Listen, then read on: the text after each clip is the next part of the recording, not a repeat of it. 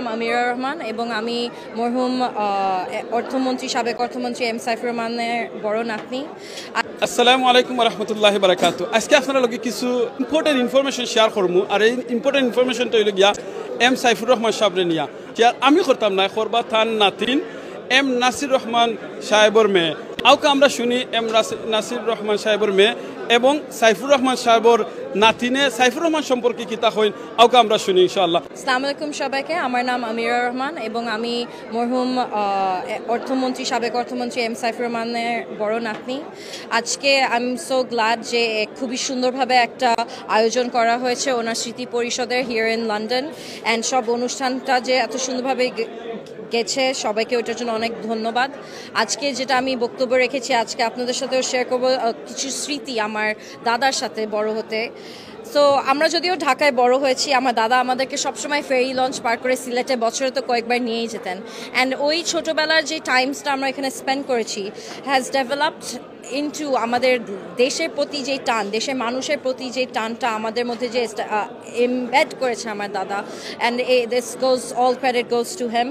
And আমার ইচ্ছা আছে যে আমার ছোটোবেলা থেকে আমি দাদার সাথে খুবই ঘনিষ্ঠ ছিলাম, কারণ আমি বড় নাতিন ছিলাম। উনি আমাকে আদর করে ভুটু ডাকতেন, যেটা এখনও মানুষজন আমার ভালো নাম জানে না কিন্তু ভুটু হিসেবে চিনে, কারণ দাদা আমাকে ওটা ডাকতো আর কি। তো আমি আর দাদা সবসময় সকাল সকাল উঠে যেতাম, আমরা একসাথে চা খেতাম, উনি আমাকে পিরিচে করে চা খাওয়াই দিত, আর এবং আমরা একসাথে পত্রিকা পড়া শুরু করতাম। তখনও আমি অনেক ছোট, বাট আমি অলমোস্ট 6 বছর বয়স থেকে পত্রিকা পড়া শুরু করি, এভাবেই আমি গ্লোবাল নিউজ, আমাদের ন্যাশনাল নিউজ, এগুলোর ব্যাপারে সব জানতে পেরেছি। সো আই থিঙ্ক দাদার সাথে যে টাইমটা আমি স্পেন্ড করেছি, ওনার সাথে নামাজ পড়া, ওনার সাথে প্রত্যেকটা মিটিংসে যাওয়া, যতই বড় মিটিংস হোক না কেন, এডিবি, ওয়ার্ল্ড ব্যাংক, অ্যাম্বাসেডার্সদের জন্য ডিনার হোস্ট করতো, দাদা কিন্তু আমাকে ওনার পাশেই বসায় রাখতো সব টেবিলসে। সো আমি এটা এখনও রিয়েলাইজ করি বড় হয়ে, যে ওনার সাথে এই টাইমটা স্পেন্ড করার জন্য আমার যে সেলফ কনফিডেন্স, ইন্ডিপেন্ডেন্স অ্যান্ড একটা ড্রাইভ, যে দেশের প্রতি মানুষজনের জন্য যে কাজ করব, it's all because of him. And ইনশাল্লাহ ইন দ্য ফিউচার আপনাদের দোয়াতে যেন আমি কিছু দেশকে ইভেন 1% যেটা আমার দাদা দিয়েছে যদি দিতে পারি, then I will be very very happy. Do you have any ambition in the future to involve in Bangladeshi politics? I think I want to help the country in whichever capacity is possible. I don't know if it is my time yet, but I hope to, inshallah.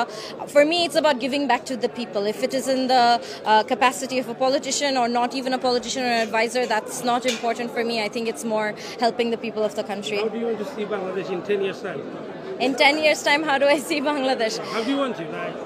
I think I want to see the country in a very efficient state. মানে আমাদের দেশে এখন অনেক inefficiencies আছে, and I know we have to come back out of a lot of the last 17 ইয়ার্সে যেসব রুলসগুলো impose করা হয়েছিল, ওইগুলো we need to come back out of it. But I think the way to build like a strong successful nation is education, and I know আমরা অনেক এডুকেশনে emphasis দিই, but আমাদের আরও দিতে হবে যেন আমরা গ্লোবাল লেভেলে আমাদের এডুকেশনটা যা শিখছি ওইভাবে করে আমরা দেশের প্রতি যেন we can give back. So I think in the next 10 years to build Bangladesh going forward, I think we really need to emphasize on the education. Thank you so much. আদাহরি আল্লাহ তাআলা মাফ করে দিয়া জান্নাত দান করতা। এন থান যে খেদমত করিয়া গেছেন সিলেট, মৌলভীবাজার এবং বাংলাদেশ সহ বিভিন্ন জায়গা যেত কাম করিয়া গেছেন, আল্লাহ তাআলা কবুল করুকা আর করে তানে জান্নাত নসিব করুকা, আমিন।